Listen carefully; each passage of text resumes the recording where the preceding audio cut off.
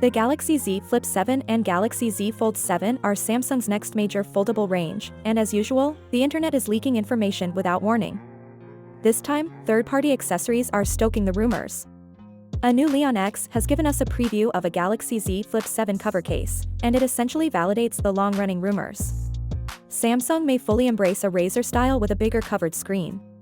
The report suggests that the phone's exterior screen might be 4.05 inches in size, making it far more usable without the need to flip it open. The Galaxy Z Fold 7 screen protector, another leaked accessory, reveals that Samsung is modifying its design, perhaps making the cover display bigger and taller. The inside display of the Z Fold 7 might grow to 8.2 inches, according to previous speculations, while the cover screen would expand to 6.5 inches with a width of 73 millimeters.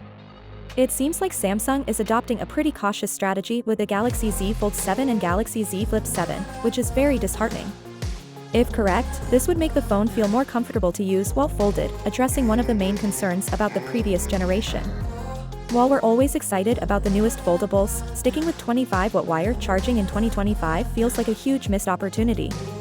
After all, these are expensive flagship devices that use the same charging speeds as years ago.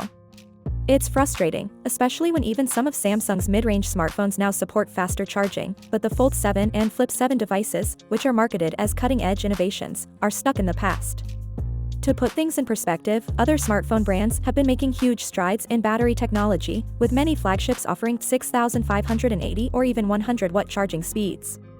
For those who are always on the go, certain gadgets may charge from 0% to 100% in less than 30 minutes.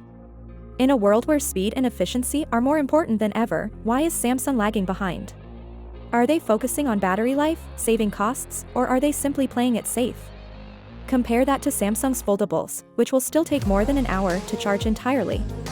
Either way, it's frustrating to see them lag behind in a market where they ought to be in the lead, but with its foldable portfolio, Samsung still seems to be playing it safe.